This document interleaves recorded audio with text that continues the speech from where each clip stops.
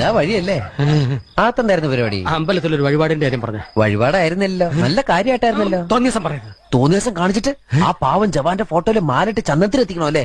പുരുഷേട്ടനെങ്ങാനും അറിഞ്ഞാ പിള്ളേച്ചന്റെ ഫോട്ടോയില് മാലിട്ട് ചന്ദനത്തിലെത്തിക്കേണ്ടി വരും. വീട്ടിൽ വെച്ച് ചതറിക്കും.